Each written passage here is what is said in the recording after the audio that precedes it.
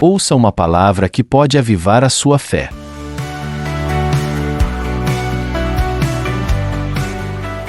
Atos, capítulo 24.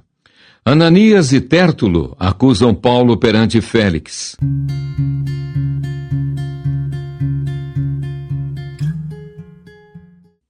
Cinco dias depois, desceu o sumo sacerdote Ananias com alguns anciãos e com certo orador chamado Tértulo, os quais apresentaram ao governador libelo contra Paulo. Sendo este chamado, passou Tértulo a acusá-lo, dizendo: Excelentíssimo Félix, tendo nós, por teu intermédio, gozado de paz perene, e também por teu providente cuidado, se terem feito notáveis reformas em benefício deste povo, sempre e por toda parte, isto reconhecemos com toda a gratidão.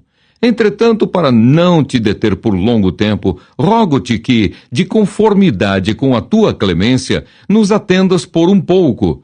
Porque, tendo nós verificado que este homem é uma peste e promove sedições entre os judeus, esparsos por todo o mundo, sendo também o principal agitador da seita dos nazarenos, o qual também tentou profanar o templo, nós o prendemos com o intuito de julgá-lo segundo a nossa lei. Mas, sobrevindo o comandante Lísias, o arrebatou das nossas mãos com grande violência, ordenando que os seus acusadores viessem à tua presença.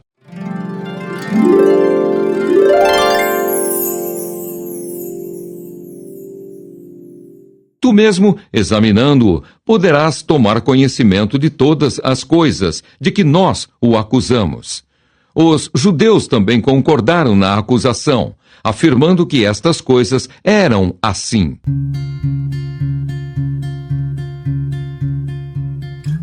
Paulo apresenta a sua defesa. Paulo, tendo-lhe o governador feito sinal que falasse, respondeu: Sabendo que há muitos anos és juiz desta nação, sinto-me à vontade para me defender, visto poderes verificar que não há mais de 12 dias desde que subi a Jerusalém para adorar, e que não me acharam no templo discutindo com alguém, nem tampouco amotinando o povo, fosse nas sinagogas ou na cidade, nem te podem provar as acusações que agora fazem contra mim. Porém, confesso-te que, segundo o caminho a que chamam seita, assim eu sirvo ao Deus de nossos pais, acreditando em todas as coisas que estejam de acordo com a lei e nos escritos dos profetas, tendo esperança em Deus, como também estes a têm, de que haverá ressurreição, tanto de justos como de injustos. Por isso, também me esforço, por ter sempre consciência pura diante de Deus e dos homens. Depois de anos, vim trazer esmolas à minha nação e também fazer oferendas. E foi nesta prática que alguns judeus da Ásia me encontraram já purificado no templo, sem ajuntamento e sem tumulto, os quais deviam comparecer diante de ti e acusar, se tivessem alguma coisa contra mim. Ou estes mesmos digam que iniquidade acharam em mim, por ocasião do meu comparecimento perante o Sinédrio, salvo estas palavras que clamei, estando entre eles: hoje sou eu julgado por vós acerca da ressurreição dos mortos.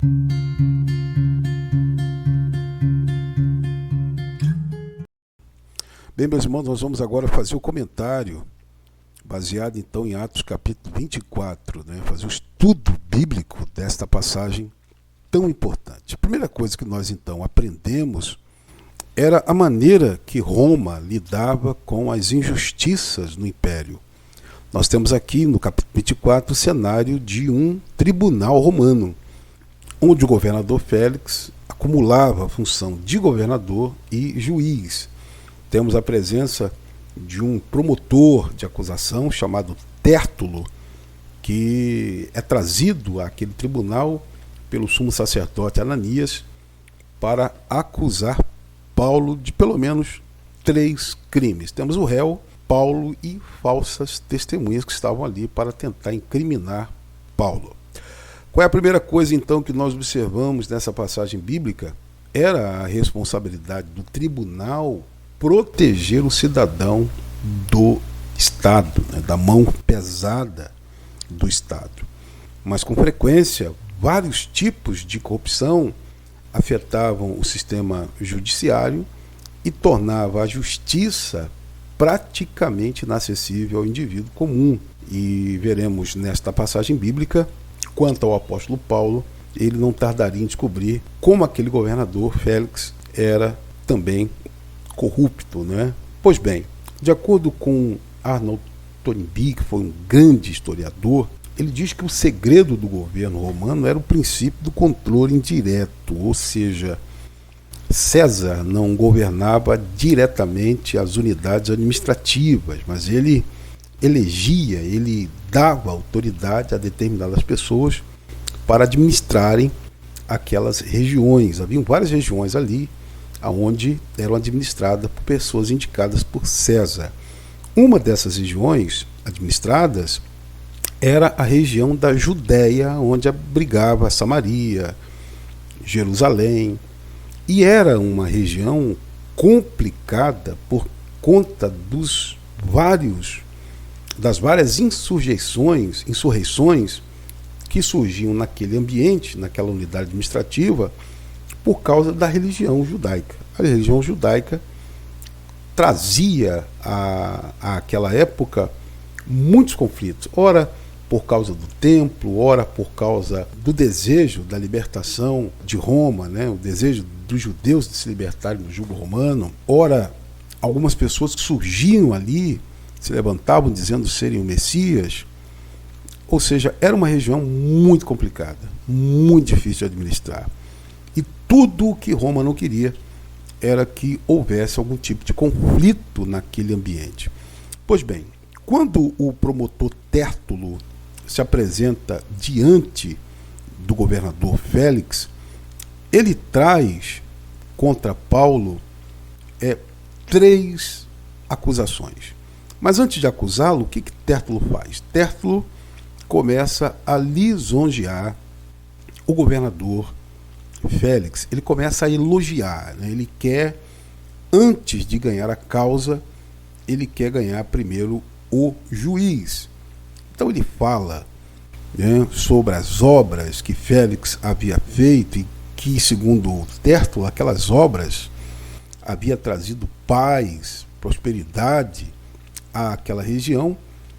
E percebemos a incoerência de Tértulo, porque na realidade, ao mesmo tempo que Félix havia subjugado ladrões durante o seu governo, foi ele quem contratou bandidos para assassinar o sumo sacerdote Jonatas, que era o sumo sacerdote que exercia o seu cargo antes do sumo sacerdote Ananias, aquele que estava ali no tribunal para acusar a Paulo. Pois bem, no entanto, as denúncias do promotor público contra Paulo não eram verdadeiras, não eram verdadeiras. Tértulo apresenta 3 acusações contra Paulo: uma acusação pessoal, uma acusação política e uma acusação religiosa. Quanto à acusação pessoal, ele chamava Paulo de peste, dizendo: esse homem é uma peste. Quanto à acusação política, dizia que Paulo promovia divisões e que também ele era líder de uma religião que era ilegal, a religião dos nazarenos. E também o acusou, de tentar profanar o templo, no sentido da acusação religiosa.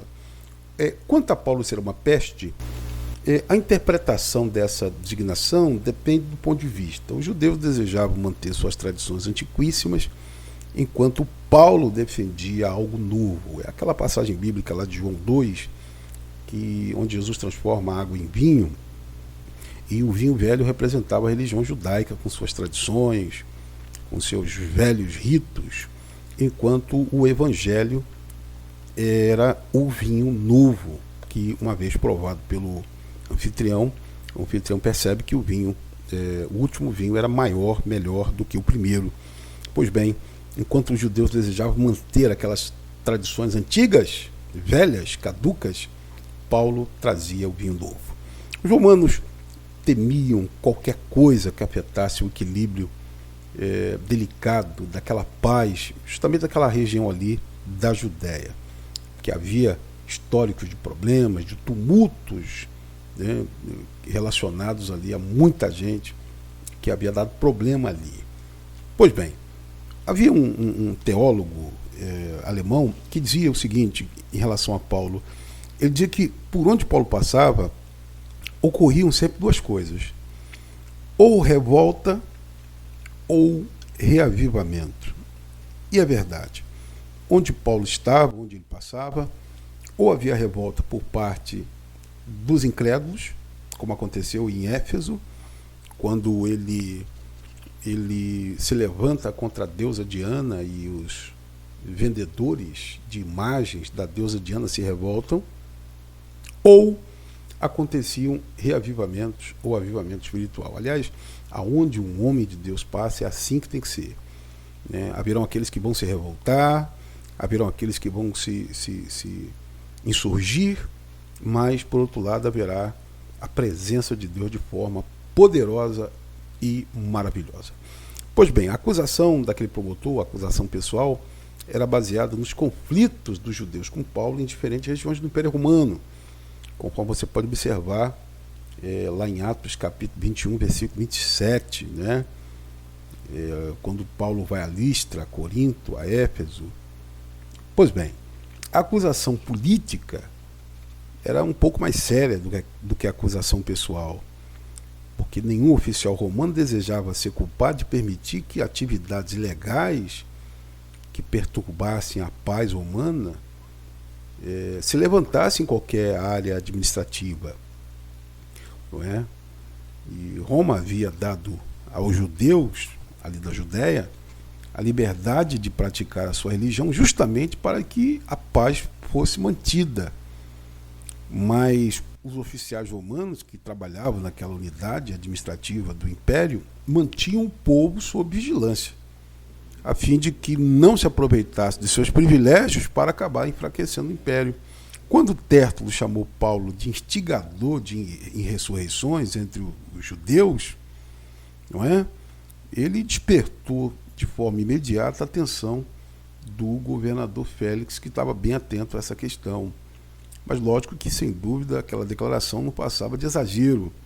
Mas nós sabemos que não são poucas as causas ganhas em tribunais por meio da distorção da verdade. Tértulo sabia que havia certa base para essa acusação, porque Paulo pregava aos judeus sobre Jesus como rei, como Senhor, e para os romanos e para os judeus incrédulos soava essa pregação, essa mensagem como uma traição a César, a quem eles consideravam Senhor. Além disso, também naquela época era ilegal fundar uma nova religião sem a aprovação das autoridades, e é por isso que o Tértulo acusa Paulo de ser o principal agitador de uma seita que ele chama de Nazareno. Não seria difícil os seus inimigos encontrarem então vários motivos para acusá-lo. É lógico que naquele tempo a fé cristã ainda não era identificada com os judeus, né? Naquele tempo a fé cristã ela era identificada com os judeus, ou seja, não havia uma separação. Quando os romanos olhavam para a Judéia e eles viam os cristãos nas sinagogas, eles entendiam que aqueles cristãos eram judeus e que judeus eram cristãos, ou seja, que tudo era a mesma coisa. O problema é que, à medida que a igreja passou a crescer, então os problemas começaram. Os problemas começam quando o número de cristãos gentios aumentam e aí as congregações separam-se das sinagogas. Eles não se reúnem mais nas sinagogas, mas nas casas uns dos outros. Roma, então, passa a reconhecer essa diferença entre judeus e cristãos, e eles não querem que uma nova religião, rival da dos judeus, se desenvolvesse no Império, trazendo muitas complicações. É isso que acontece nessa passagem bíblica. As lições que ficam é que crescimento do povo de Deus, não só em números, mas o crescimento do povo de Deus na própria vida, na própria identidade, na personalidade, traz incômodos a muita gente. Há muita gente que há de se incomodar com o seu crescimento, com a sua evolução, como ser humano, como pessoa, como crente em Cristo Jesus. Quanto mais você se aprofundar em Deus, quanto mais você crescer na fé, mais inimigos vão se levantar, mais incômodo, ou mais as pessoas serão ou se sentirão incomodadas com esse crescimento. Eu fico por aqui, volto uma outra oportunidade comentando mais sobre a palavra de Deus. Somos uma comunidade de fé e graça. Se das vidas vagas procelosas se conduz alento julgas tu. A Missão Evangélica Avivamento Mundial é uma igreja bíblica fundamentada nas Escrituras. Nossos cultos acontecem sempre às terças-feiras, sextas-feiras e aos domingos em 2 horários, às 8 e às 19 horas. Teremos a honra de receber você e a sua família para juntos adorarmos aquele que é sempre eterno. Planeje estar conosco em um de nossos cultos. Avenida D, número 86, Nova Campinas, Duque de Caxias. Tens acaso mágoas, triste é o teu cuidar. É a cruz pesada que tens de levar. Quantas muitas bênçãos logo exultarás e fortalecer